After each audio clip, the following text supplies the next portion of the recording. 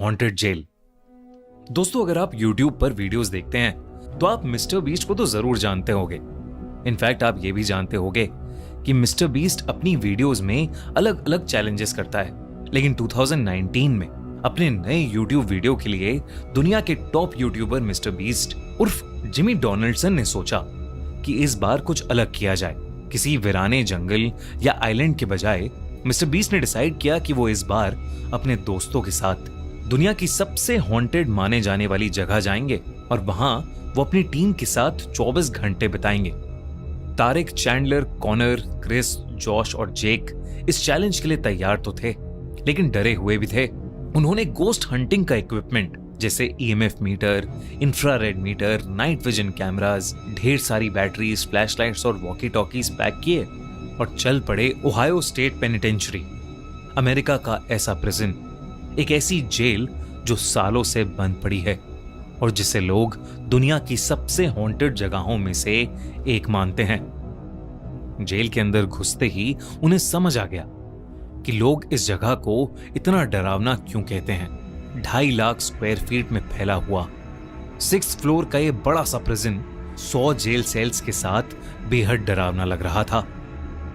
वहां के गार्ड ने उन्हें बताया कि उस जेल में 1930s में एक आग लगने के बाद 300 कैदियों की मौत हो गई थी और कई कैदी तो उस जेल में आपस में लड़ते लड़ते ही मर गए और कईयों ने खुद को ही मार डाला। कहते हैं कि उनमें से कई कैदियों की आत्माएं आज भी उस जेल में भटकती हैं। बल्कि उस गार्ड ने बताया कि उसने खुद कई बार जेल में अदृश्य शक्तियों को महसूस किया है। बल्कि एक जेल जहां कैदियों को अकेले रखा जाता था, वहां तो उसके एक साथी गार्ड की भी जान चली गई थी। उन्होंने उन सबको चेतावनी दी कि कोई भी एक दूसरे से अलग ना हो और कोई किसी तरह का उल्टा सीधा मजाक ना करे। और उसने कहा कि उस जेल के अंदर एक हॉस्पिटल और चर्च भी है जहां उन्हें भूल कर भी नहीं जाना चाहिए। मिस्टर बीस्ट और उनकी टीम ये सब बातें सुनकर थोड़ा घबरा तो गए थे, लेकिन फिर भी वो हिम्मत करके अपना कैमरा लिए अंदर चले गए। उनका मकसद था ये देखना कि वहां सच में आत्माएं हैं या नहीं, और अगर आत्माएं हैं तो उस जगह पर 24 घंटे बिताने का चैलेंज पूरा करना। जब उन्होंने अंदर जाकर अपने पैरानॉर्मल डिवाइसेस ऑन किए तो एकदम से बीप की आवाज आई और उनके EMF मीटर पर लाइट्स ब्लिंक करने लगी, जिसका मतलब था कि स्पिरिट्स उनके आसपास थीं। सब थोड़ा सा डर गए। प्रिजन के एक पार्ट को देखने के बाद वो मेन हॉल तक पहुंचे और अपना बेस कैंप वहां बना लिया, क्योंकि वो काफी बड़ा था और एंट्रेंस के पास भी था। फिर मिस्टर बीस्ट ने कहा कि उन्हें वापस अलग अलग होकर उस जगह को फिर से देखना चाहिए। डिसाइड हुआ कि चैंडलर, मिस्टर बीस्ट और जॉश हॉस्पिटल को एक्सप्लोर करेंगे और क्रिस, जेक, कॉनर और तारिक सॉलिटरी कन्फाइनमेंट को, वही जेल जहां कैदियों को अकेले बंद करके रखा जाता था। मिस्टर बीस्ट, चैंडलर और जॉश हॉस्पिटल की पुरानी लोहे की सीढ़ियों पर चढ़कर उसके कॉरिडोर में अपने EMF मीटर के साथ चलते हुए वीडियो रिकॉर्ड कर रहे थे। तभी उन्हें वहां एक कमरे में टेबल और एक पोस्टर का कटआउट दिखा जो एक पॉपुलर फिल्म का था। ये देख के वो दोनों उन मूवीज पर जोक करने लगे। तभी एकदम से चैंडलर के हाथ में जो EMF था उसकी लाइट ब्लिंक करने लगी और उसी मोमेंट पर मिस्टर बीस्ट को ऐसा लगा कि जैसे कहीं से कोई जोर का सायरन बज रहा हो। ये बात काफी अजीब थी क्योंकि वहां कोई एक्टिव सायरन नहीं था और तो और चैंडलर और जॉश को कुछ सुनाई भी नहीं दिया। जब मिस्टर बीस्ट ने उनके EMF को उस सायरन की तरफ पॉइंट किया तो वो और ज्यादा तेजी से जलबुझ होने लगा। वो लोग उस सायरन की सोर्स की तरफ जाने लगे।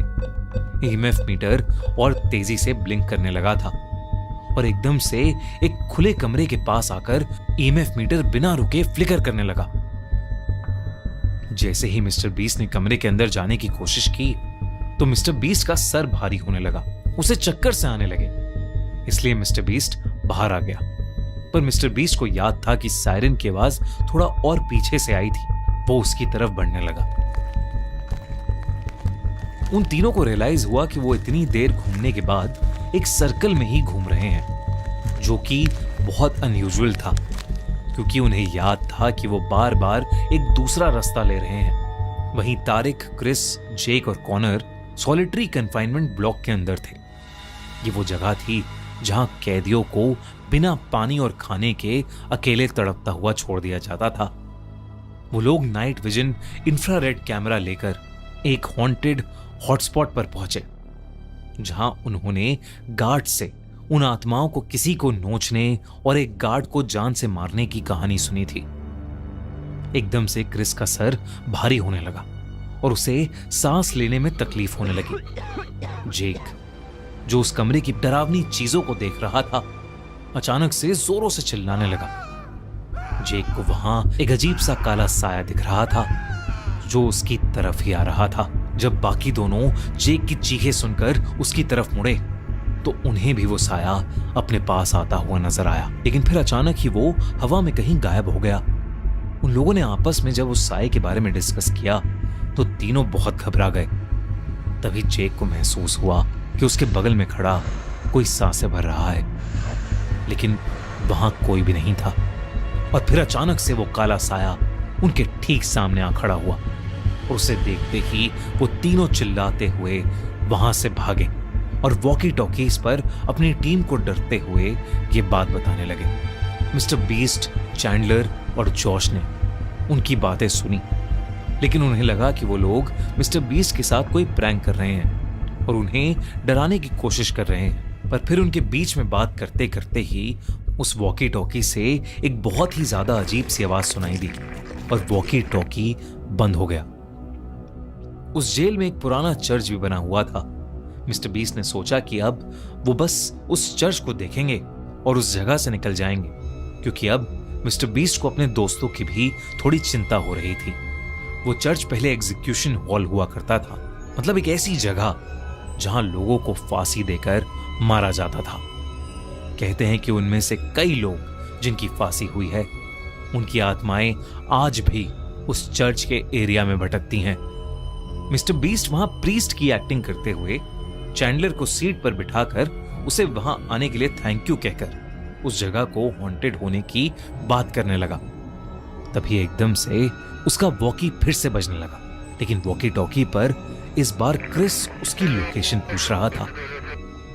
मिस्टर बीस्ट ने मजाक किया और अपनी लोकेशन बता दी, लेकिन तभी वॉकी टॉकी पर एक अजीब सी डिस्टरबेंस आई और फिर उसे ऐसा लगा कि जैसे कोई औरत उस वॉकी टॉकी पर कुछ बोल रही है।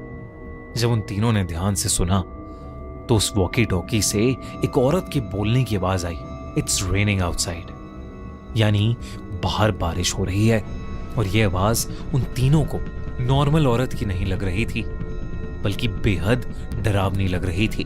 बल्कि चैंडलर को तो ऐसा लग रहा था कि जैसे वो औरत एक अजीब ढंग से हंस भी रही है। और फिर अचानक ही वो आवाज आनी बंद हो गई। उन तीनों को समझ नहीं आ रहा था कि उनके साथ अभी क्या हुआ, तो वो वहां से निकलकर वापस मेन हॉल की तरफ अपने बेस कैंप चले गए।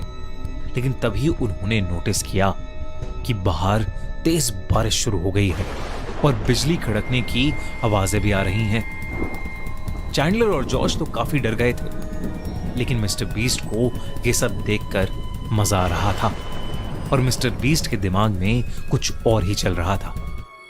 क्या चल रहा था मिस्टर बीस्ट के दिमाग में और क्या हुआ मिस्टर बीस्ट के दोस्तों के साथ जिन्हें वो काला साया दिखा था? इस कहानी का अगला पार्ट